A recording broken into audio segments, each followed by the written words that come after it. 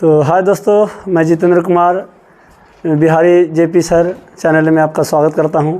तो मैंने पिछले वीडियो में पार्ट 1 में राष्ट्रवाद, भारत के राष्ट्रवाद के बारे में पढ़ा।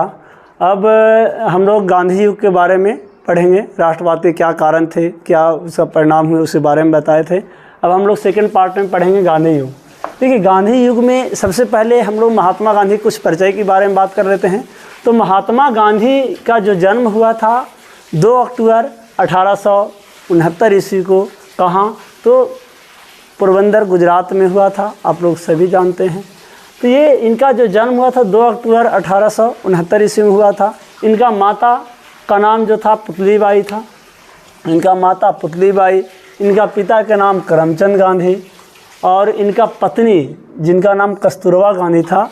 और इनका जो विवाह हुआ था 1883 ईस्वी में, 14 वर्ष की आयु में इनका विवाह हो गया। किनका? महात्मा गांधी जी का। महात्मा गांधी जी का 14 वर्ष की आयु में विवाह हुआ और उनके बाद इनका 4 पुत्र हुआ। विवाह करने के बाद गांधी जी का 4 पुत्र हुआ, जिनका नाम प्रथम पुत्र हरिलाल, रामदास, मनीलाल और देवदास थे। यानी ये चारों उनका जो थे पुत्र थे।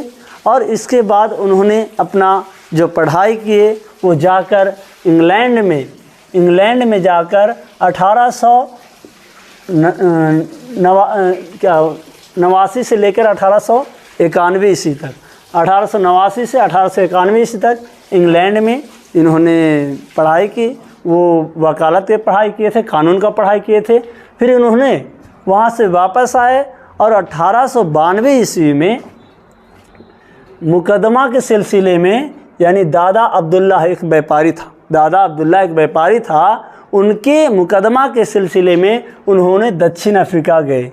लेकिन जब दक्षिण अफ्रीका जा रहे थे तो उनको बहुत तरह की यातनाएं झेलना पड़ा। जब वो जा रहे थे तो वहाँ पे गोरे और काले लोग के बहुत ही आंदोलन हो रहा था।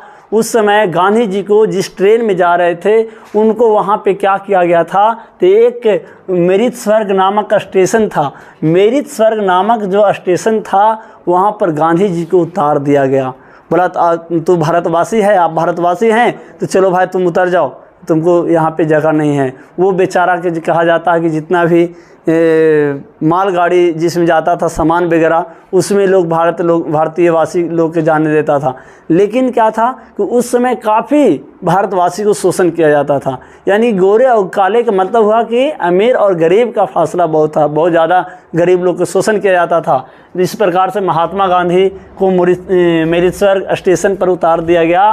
फिर इसके बाद जब वहाँ गए थे दक्षिण अफ्रीका तो महात्मा गांधी काफ़ी कुछ किए थे। जैसे 1894 में नटाल इंडियन कांग्रेस की स्थापना किए थे।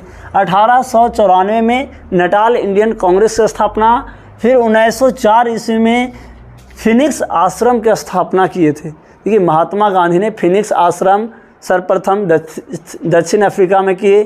फिर इसके बाद 1906 में प्रथम सत्याग्रह आंदोलन वहाँ भी अपनाए थे। और वहाँ कहते थे कि हमारे पास कोई औजार नहीं है, एक सबसे बड़ा औजार बस यही है, सत्य के लिए आग्रह, जिसमें सत्य और अहिंसा की बात होता था। तो यही एक मेन इनका औजार बनाए थे। और इन्होंने सबसे प्रथम सत्याग्रह दक्षिण अफ्रीका में किए थे। फिर 1909 में हिंद स्वराज पुस्तक लिखे थे। और इन्होंने और भी पुस्तकें लिखी हैं, जैसे हरिजन नामक पत्रिका है वो लिखे हैं, 1933 ईस्वी में लिखे थे।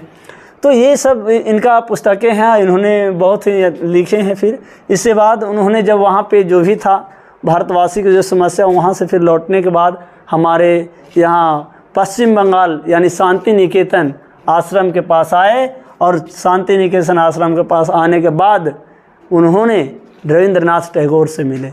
रविंद्रनाथ टैगोर से जब मिले तो उनको भाई वहाँ पर बताया गया कि नहीं, हमारे भारत में बहुत तरह के शोषण हो रही है, हमारे भारतवासी को बड़ी तरह के यातनाएं सहना पड़ रहा है।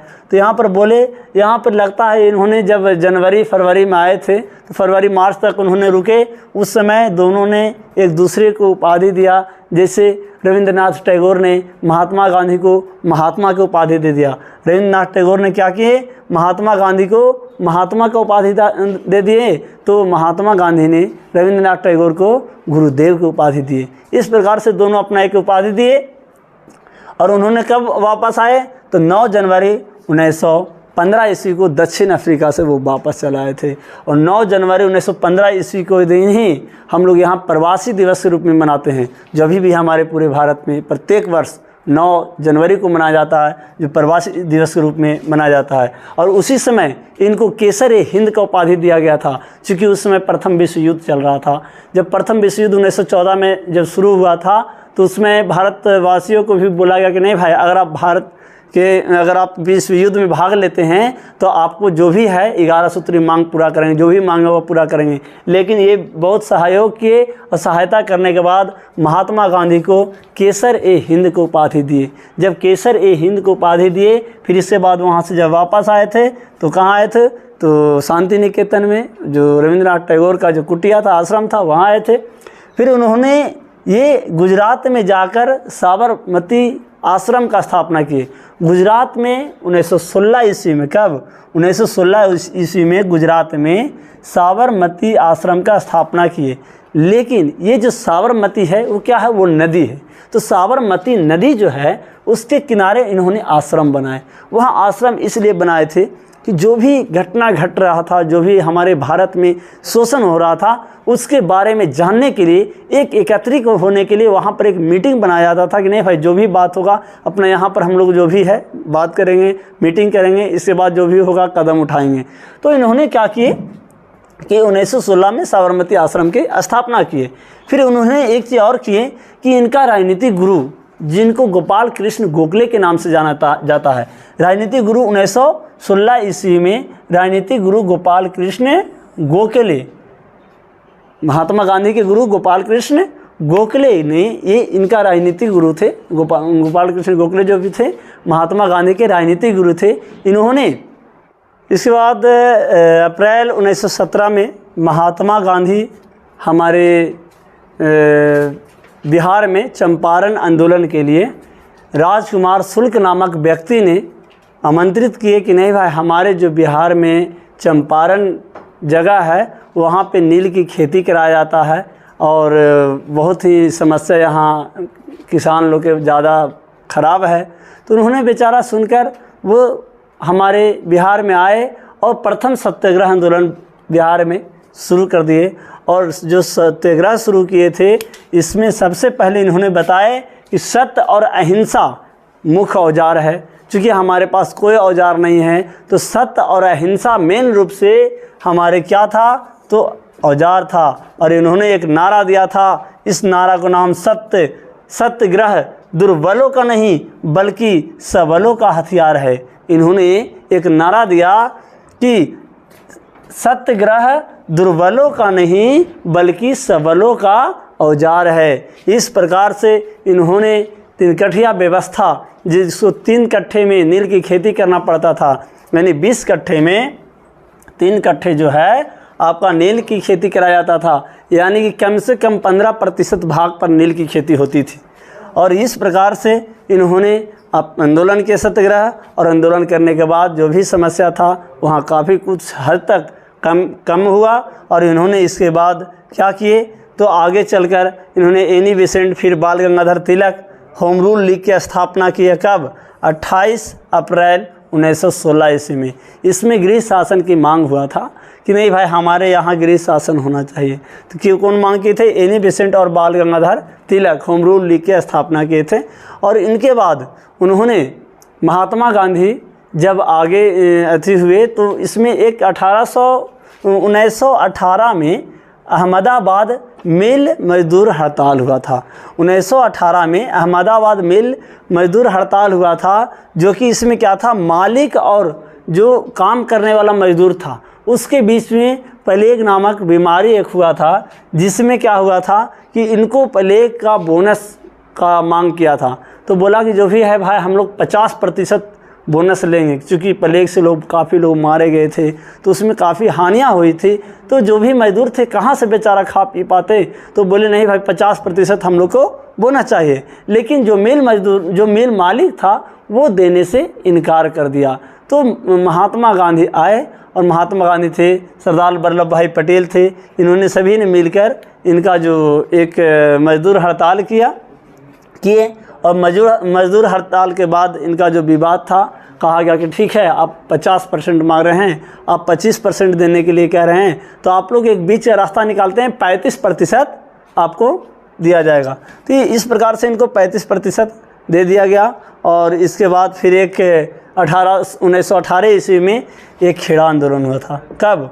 1918 ईस्वी में खेड़ा आंदोलन हुआ था, जिसमें काफ़ी सुखाड़ या बाढ़ आने के कारण फसल बर्बाद हो गई थी। फसल बर्बाद हो गई थी, बेचारा को जो भी फसल था सब नष्ट हो गए थे, लेकिन तो पर भी जो लगान था उससे वसूला जा रहा था। ब्रिटिश ने लगान वसूला जा रहा था, लेकिन मज़दूर जो थे, जो भी किसान थे, कृषक वर्ग थे, वो मज़दूर जो भी लगान था देने से मना कर रहे थे। तो जब मना कर रहे थे तो इसमें बोला कि भाई हम लोग कहाँ से ये करेंगे, हम लोग ये जो लगान है कम से कम माफ़ कीजिए, चूँकि फसल बर्बाद हो चुकी है। तो यहाँ पे माफ़ नहीं हो रहा था और जबरन वसूली किया जा रहा था। तो इस समय सभी ने यहाँ पे खेड़ा में आंदोलन करना शुरू किया, जिसमें महात्मा गांधी भी आए, सरदार वल्लभ भाई पटेल वगैरह जो भी था, सब आकर इनका जो था आंदोलन, खेड़ा आंदोलन को कम किए और खेड़ा आंदोलन समाप्त हुआ, स्थगित किए। फिर इसके बाद 1917 में मोपला विद्रोह है, जो केरल के मालाबार तट पर पट्टेदार खेतिहर के लिए विद्रोह चला था। ये जिसको मोपला विद्रोह के नाम से जाना जाता है।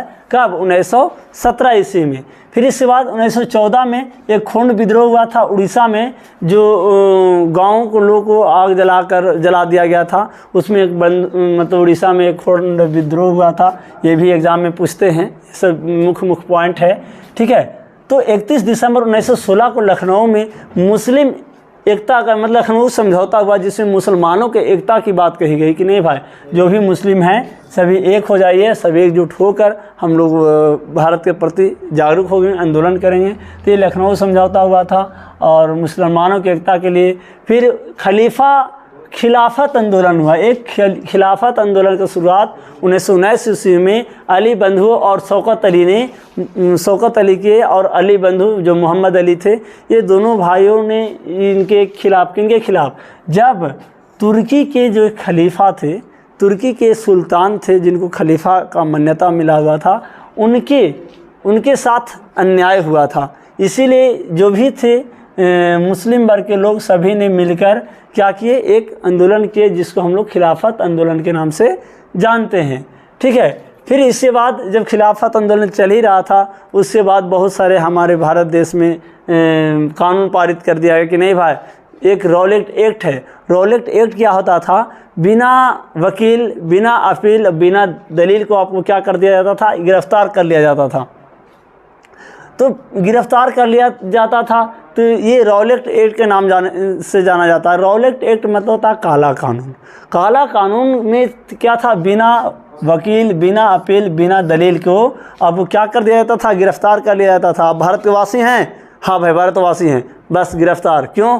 तो कुछ नहीं किए तो पर भी, क्योंकि ये क्रांतिकारी जो विद्रोह हो रहा था, जो धीरे धीरे जो आंदोलन में आग पनप रहा था, उसको दबाने के लिए ऐसा एक्ट पारित किया गया था, जिसको हम लोग रॉलेट एक्ट के नाम से जाना जाता है। फिर क्या हुआ कि 6 अप्रैल 1919 को देशव्यापी हड़ताल हुआ। जो भी थे बोले कि नहीं, महात्मा गांधी वगैरह सब बोले कि हम लोग देशव्यापी हड़ताल करेंगे, जितना भी देश में है सभी हम लोग अपना हड़ताल करेंगे। क्या करेंगे भाई? तो जो भी विदेशी है चीज़ है, हम लोग कोई चीज़ नहीं खरीदेंगे। फिर इसके बाद जब हुआ तो 9 अप्रैल 1919 को डॉक्टर सत्यपाल और सैफुद्दीन किचलू को गिरफ्तार कर लिया गया। देखिए यहाँ पर मोस्ट इम्पोर्टेंट है कि 9 अप्रैल 1919 को डॉक्टर सत्यपाल और सैफुद्दीन किचलू को क्या किया गया? गिरफ्तार कर लिया गया। उसकी गिरफ्तारी के वजह में हम लोग जो भी थे, महात्मा गांधी, जो भी हमारे भारतवासी थे, एक जालिया नामक स्थान पर बहुत बड़ा सभा बुलाया गया था। जालिया नामक स्थान पर सभा बुलाया गया था 13 अप्रैल 1919 ईस्वी को। और उस समय एक सभा चल रही थी, मीटिंग चल रही थी, लेकिन वहाँ पे जनरल ओ डायर ने क्या किया भाई? तो वहाँ पे अंधाधुंध गोलियाँ बरसाना शुरू कर दिया। जब गोलियाँ बरसाना शुरू किया तो क्या हुआ? तो गोलियां बरसाना शुरू किया तो जितना भी भारतवासी था बेचारा, काफ़ी लोग, कोई कुआं में गिर गया, वहाँ एक पतला रास्ता था, वहाँ एक ही रास्ता था, उसको भी बंद कर दिया गया। तो पर भी उसमें हज़ारों लोग कहा जाता है मारे गए थे, है ना। तो वो जो मीटिंग हुआ था कि किनके विरोध में हुआ था, तो भाई इनके डॉक्टर सत्यपाल और सैफुद्दीन खिचली की गिरफ्तारी के विरोध में ये सभा हुआ था, और वहाँ पे जो जालियांवाला नामक स्थान पर हुआ, इसीलिए हम लोग के जालियांवाला बाग के हत्याकांड के नाम से जानते हैं। यानी ये भी बहुत इंपॉर्टेंट है। जालियांवाला बाग हत्याकांड कब हुई थी? 13 अप्रैल 1919 ईस्वी को। और इन्होंने जब वो हत्याकांड हुआ तो महात्मा गांधी ने गुस्सा में आकर क्या किए, तो केसर ए हिंद की उपाधि वापस कर दिए, और रविंद्रनाथ टैगोर ने नाइट की उपाधि वापस कर दी। यानी जो भी थे महान नेता थे, जो भी महान क्रांतिकारी थे, उन्होंने सब अपना अपना जो उपाधि था वापस कर दिया। फिर उन्होंने कहा कि ठीक है भाई, हम लोग एक असहयोग आंदोलन मिलकर शुरू करेंगे। इन्होंने क्या किए कि असहयोग आंदोलन 1920 में शुरू किए, यानी 1 अगस्त 1920 में शुरू किए। और एक बहुत बड़ा घटना हो गया, जैसा ही यहाँ पे 1 अगस्त 1920 को शुरू किए और तिलक जी का मृत्यु हो गया। 1 अगस्त को शुरू क्या किए, एक बेचारा के विकेट आउट हो गया, और इस प्रकार से तिलक जी का मृत्यु हुआ। लेकिन ये आंदोलन चलते रहा, बढ़ते रहा, और ये जमनालाल बजाज जो थे, केसर की उपाधि वापस कर दिए, और विदेशी वस्त्रों को होली जलाया गया। विदेशी वस्त्र जितना था उसको सब अपना त्याग दिया। बोला नहीं भाई, जो भी है हम लोग अपना वस्त्र, खादी वस्त्र पहनेंगे, यानी देसी वस्त्र पहनेंगे। महात्मा गांधी क्या किए कि इन्होंने बहुत सारे चरखा, यानी 20 लाख करीब चरखा बांटे। बोले नहीं, अपना अपना वस्त्र बनाना है, यहीं पे हम लोग सूत बनाना है। ठीक है, इस प्रकार से वस्त्र बनाने के बाद ये असहयोग आंदोलन बहुत ही ज़ोर शोर से चलता रहा। 1921 ईस्वी में मुंबई में राष्ट्रव्यापी हड़ताल कर दिए। 1921 ईस्वी में मुंबई में राष्ट्रव्यापी हड़ताल किए। फिर इसके बाद क्या हुआ भाई, तो एक यहाँ से बहुत तरह का आंदोलन हो रहा था, सब अलग अलग क्षेत्रों में क्रांतिकारी लोग सब अपना अपना कार्य कर रहे थे। लेकिन क्या हुआ कि 5 फरवरी 1922 ईस्वी को गोरखपुर में चौरा चौरी नामक स्थान पर क्या किए भाई, चौरी चौरा नामक स्थान पर क्या किए, तो वहाँ पे बहुत बड़ा कांड हो गया। चौरा चौरी कांड क्या था, जो हमारे भारतवासी था सब अपना अपना तो बहिष्कार किए थे, जितना भी विदेशी वस्त्र था ये था।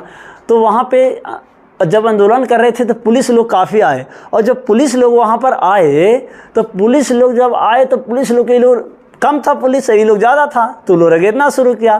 तो जब भी भारतवासी था रगेदना शुरू किया, तो लोग जाके अपना थाना में, जेल में जाके बंद हो गया। थाना में बंद हो गया, अपना अंदर से गेट लगा लिया। ये लोग क्या किया कि गुस्सा में आके ये लोग से बाहर से गेट लगा के और पूरा पेट्रोल छीट के और मिट्टी के तेल छीट के आग लगा दिया पूरा थाना को। तो थाना में क्या थे, 22 कर्मचारी थे, 22 कर्मी थे, 22 को एक बार जला दिया गया। तो महात्मा गांधी को पता लगा कि भाई ये तो बहुत बड़ा कांड हो गया। यानी 5 फरवरी 1922 को गोरखपुर में जो चौरी चौरा नामक स्थान पर हुआ था, उसको हम लोग चौरी चौरा वाला हत्या कांड के नाम से जानते हैं, जिसको चौरी चौरा कांड के नाम से जाना जाता है। ये चौरी पहले तब चौरा, चौरी मतलब छोरी और चौरा मतलब छोरा, याद रखना कि चौरी यानी छोरी, चौरा यानी छोरा। तो इस प्रकार से याद रहेगा आपको कि चौरी पहले तब चौरा। ठीक है, इस प्रकार से गोरखपुर में हत्याकांड हुआ, जिसको चौरा चौरी नामक स्थान के नाम से जाना जाता है, कांड के नाम से जाना जाता है। फिर 5 फरवरी को तो कांड हो गया। फिर 12 फरवरी 1922 ईस्वी को असहयोग आंदोलन महात्मा गांधी वापस ले लिए। महात्मा गांधी बोले कि नहीं भाई ये बहुत बड़ा कांड हो जाएगा, चलो हम लोग ये क्या करते हैं, वापस ले लेते हैं। तो इन्होंने 12 फरवरी 1922 ईस्वी को एक मीटिंग की कि नहीं भाई हम लोग मीटिंग करके जो भी है ये वापस ले लेना चाहिए। तो ये असहयोग आंदोलन इन्होंने क्या किए, वापस ले लिए। कब? 12 फरवरी 1922। यहाँ पर क्वेश्चन पूछेगा कि महात्मा गांधी असहयोग आंदोलन वापस कब लिए, तो 12 फरवरी 1922 ईस्वी को। चौरा चौरी कांड 5 फरवरी 1922 ईस्वी को। किसके कारण वापस लिए थे, तो चौरा चौरी कांड के कारण, चौरी चौरा कांड के कारण। अब देखिए 10 मार्च 1922 को महात्मा गांधी को क्या किया गया, गिरफ्तार कर लिया गया और उनको बहुत बड़ा सज़ा यानी 6 साल की सज़ा दे दी गई। 6 साल के सज़ा के बाद कहा जाता है कि वो जेल में थे तो बेचारा बीमार हो गए, लेकिन 2 साल के बाद उनको छोड़ दिया गया था। तो हम लोग एक बार रिकॉल कर लेते हैं। महात्मा गांधी का जन्म कब हुआ था, 2 अक्टूबर 1869 ईस्वी में। पिता करमचंद गांधी, माता पुतलीबाई, पत्नी के नाम जो हो गया कस्तूरबा गांधी। फिर उनके विवाह जो हुआ था 1883 ईस्वी में 14 वर्ष की आयु में 4 पुत्र कौन कौन थे? तो 4 पुत्र हरिलाल, रामदास, मनीलाल और देवदास थे। फिर उन्होंने 1892 ईस्वी में कहाँ गए थे? दक्षिण अफ्रीका गए थे। व्यापारी दादा अब्दुल्ला के सिलसिले में कहाँ गए थे? दक्षिण अफ्रीका में गए थे। फिर दक्षिण अफ्रीका जाकर क्या किए? नटाल इंडियन कांग्रेस का स्थापना की थी 1894 ईस्वी में।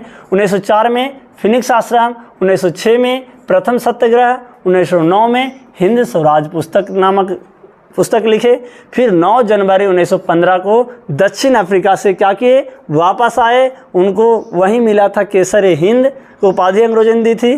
फिर 1916 में गुजरात में साबरमती आश्रम की स्थापना, और फिर 1916 में ही राजनीतिक गुरु उनको जो गोपाल कृष्ण गोखले थे उनके आग्रह पर पूरे भारत में भ्रमण। फिर अप्रैल 1917 में क्या हुआ था? तो प्रथम चंपारण सत्याग्रह जो बिहार में हुआ था। फिर इसके बाद एनी बेसेंट और बाल गंगाधर तिलक ने मिलकर होम रूल लीग की स्थापना की, यानी कब? तो 28 अप्रैल 1916 ईस्वी को। और 1918 ईस्वी में अहमदाबाद मिल मजदूर हड़ताल हुआ था, जिसमें प्लेग के कारण बोनस के कारण हुआ था। और 1918 ईस्वी में खेड़ा आंदोलन हुआ था, जो फसल नष्ट होने के कारण लगान नहीं देने के विद्रोह किया गया था। फिर 1917 में मोपला विद्रोह हुआ था, जो केरल में मालाबार तट में हुआ था। ठीक है। 1914 में खोंड विद्रोह उड़ीसा में। फिर 31 दिसंबर 1916 में लखनऊ समझौता। फिर खिलाफत आंदोलन 1919 ईस्वी में शुरू हुआ था। सबसे पहले अली बंधुओं ने मिलकर मुंबई में, हमारे भारत में बम्बई में किया गया था, जो तुर्की में ये एक अथी थे उसके विरुद्ध में हुआ था। फिर ये रॉलेट एक्ट 1919 में हुई। रॉलेट एक्ट में जान में करते बिना वकील, बिना अपील, बिना दलील को ये कानून था। फिर 6 अप्रैल 1919 को देशव्यापी हड़ताल। फिर जालियांवाला बाग का हत्याकांड किस लिए? 9 अप्रैल 1919 में डॉक्टर सत्यपाल और किचलू की गिरफ्तारी के कारण। और 13 अप्रैल 1919 को जालियांवाला बाग हत्याकांड, जिसमें गांधी जी केसर हिंद के वापस कर दिए और रविंद्रनाथ टैगोर ने नाइट की उपाधि कर दिए, और फिर जमनालाल बजाज जो थे केसर की उपाधि वापस कर दिए। असहयोग आंदोलन 1920 से 22 में तक शुरू 1920 से 22 तक चली, और 1920 में शुरू हुई, यानी 1 अगस्त को शुरू हुआ, जिसमें तिलक जी की मृत्यु हुआ था। और जमनालाल बजाज ने उसी समय केसर की उपाधि जो थे वापस किए थे। विदेशी वस्त्र का बहिष्कार 1921 में क्या हुआ था? मुंबई में देशव्यापी हड़ताल। फिर चौरी चौरा कांड क्या कब हुआ था? तो 5 फरवरी 1922 को गोरखपुर में।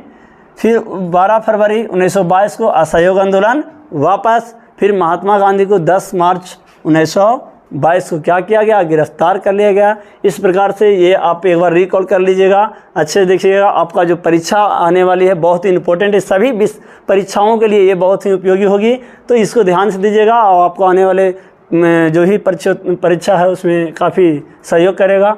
तो इस वीडियो को यहीं तक अथी करता हूँ। फिर इसके बाद नेक्स्ट पार्ट 3rd वीडियो आएगा, जिसके बाद जो भी आएंगे, जैसे उसमें आपका जो भी है सविनय अवज्ञा आंदोलन है और भी है, उसमें बनाया जाएगा। तो थैंक यू।